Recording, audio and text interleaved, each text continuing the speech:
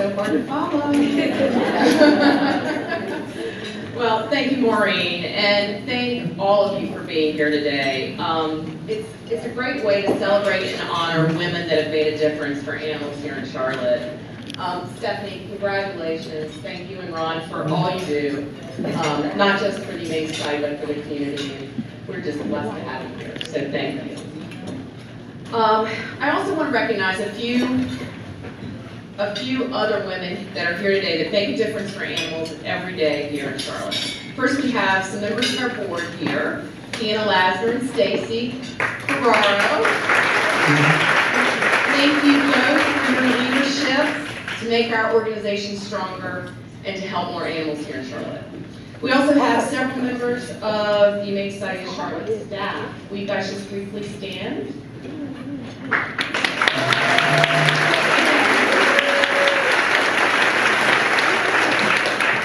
I have the pleasure of working with some of the most incredible staff I think of any nonprofit here, and most dedicated and passionate about our cause. So thank you all every day for what you do to improve the animals' lives in Charlotte.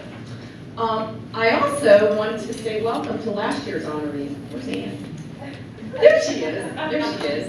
Ann McCrory. Ann was recognized for her work at the state level to increase awareness about the cruel conditions of the puppy mill industry here in North Carolina, and also for being such a great ambassador for sheltered pets throughout the state. So thank you for that. And lastly, but certainly not least, we couldn't do the work we do without the support of our donors. And I know many of you are here today, and I want to thank you. And not just from me, but from all the animals that we touch day in and day out. So our vision is that Charlotte will one day be a united and well-educated community where animal welfare is valued and demonstrated through collaborative efforts that lead to positive outcomes for animals and people. Because of women like you, our generous donors, volunteers, board and staff, we're making progress in moving the needle. And you all have been a part of saving thousands of lives and improving the quality of life for those who can't speak for themselves. It truly does take a village. Over the past few years, the Humane Society has been recognized as a leader and innovator in improving the lives of the most vulnerable members of our society. This has led to many opportunities for us to have a greater impact with our work. Our collaboration and 5-year partnership with the Charlotte-Mecklenburg Animal Care and Control and the American Society for the Prevention of Cruelty to Animals is increasing the number of homeless animals' lives saved in our community by reducing intake at the city shelter and ultimately reducing euthanasia at that shelter. This partnership has already resulted in just 1 year a record increase of the number of lives saved. The ultimate goal of no more homeless pets in our community is what we strive for in every program we offer and every decision we make every single day. But our work is not just about the animals. It's also about the people who care about them.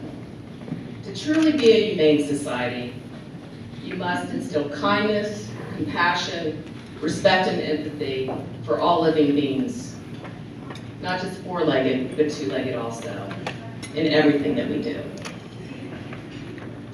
So last year, we touched over 22,000 animals with our life-saving programs.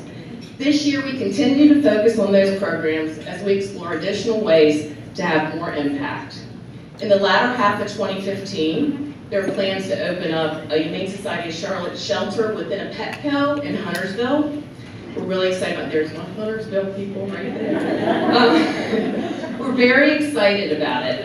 This center has the potential to increase adoptions from 800 to 1,000 more animals a year. So it's a huge impact.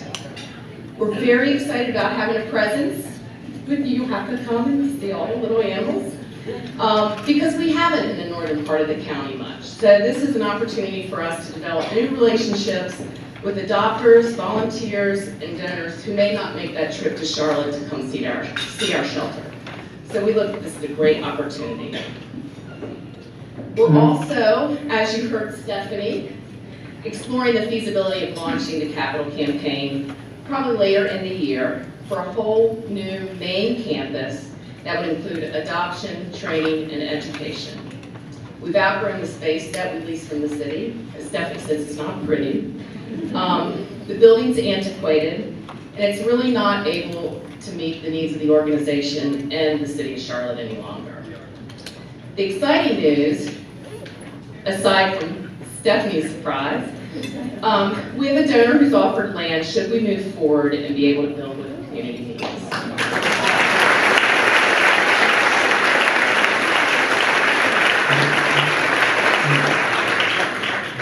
As we proceed with plans for this transformational project, we are going to make sure we share those details with you as they develop, so stay tuned. So now, where's Eddie? I'd like to introduce you to Eddie.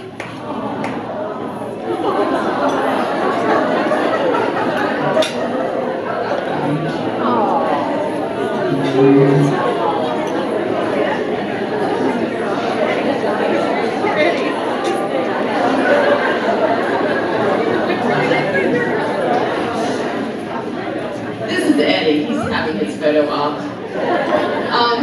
This sweet little guy, I got to meet him last week when he first came into the shelter.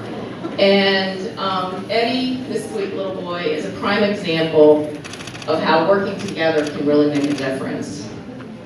Eddie's a young, purebred Yorkie, and his owner could no longer care for him because of her own medical condition. She had gotten to a point where she just could not provide daily care for him. So he was taken to the city shelter, and because Eddie was in such poor physical health, he wasn't a good candidate for their adoption program. So they called us and asked if we could help him, and we said yes. When he arrived at our shelter, our veterinarian examined him and found him severely emaciated and weighing only 3.2 pounds. His ribs, spine, pelvic bones were all evident, and there was no discernible body fat on Eddie. But he was a happy boy, regardless. Eddie's coat was matted, and he also had periodontal disease. Well, because he was so thin, we didn't think he would thrive in a kennel situation. So one of our staff members took him home the first few nights so he would be comfortable. And then he was placed with one of our volunteer foster homes to get healthy. And this is Jody, his foster mom. And I found out his new mom when he was ready for adoption. And Jody's been providing amazing care for Eddie. In just 1 week, believe it or not, he's gained 3 pounds. Of course, I told him I could do that in a day, but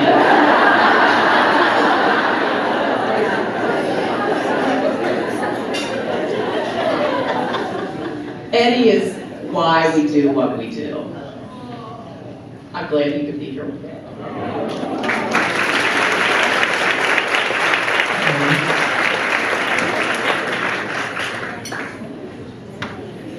So in closing, each day presents an opportunity for all of us to grow, to ask questions, to learn, and to challenge ourselves to find ways to make a difference.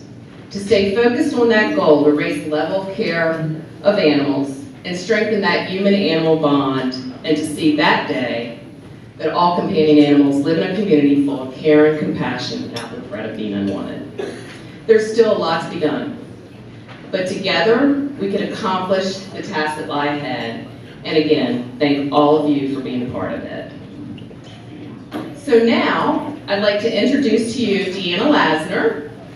Deanna has served as the chair of the board of directors for the Humane Society of Charlotte and is currently a board member and committee chair.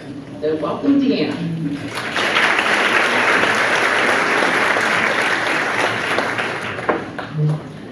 Good afternoon, and thank you again for all being here. I want to share some facts with you. Put up my facts. All right. I get asked this question all the time, or I have people that are maybe new to the organization and don't know, I'm gonna just check and see if your microphone. Okay. We're about to get the AV friend.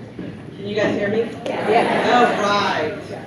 So like I said, I just want to share some facts. I get asked this all the time, or people just assume these things.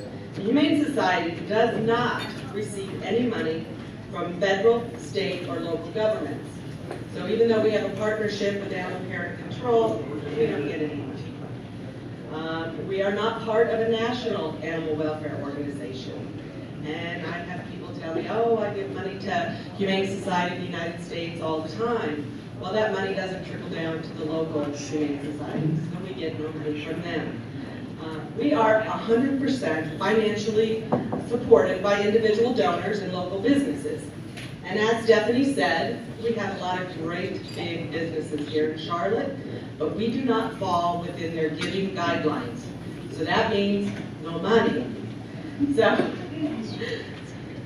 the ladies in this room, we had this event last year for the first time. We had 100 ladies show up. This year, we are over 200. All right? This just tells us how important animal welfare in Charlotte is to you. And you want to know, how can you help? Well, you can advocate for animals. You can tell your friends what you've learned here today. You can come to the shelter and see what we do. You can volunteer, and you can be a foster failure, like Jody is. Assume you're taking home a pet to help it, and it never comes back to the shelter, which we love.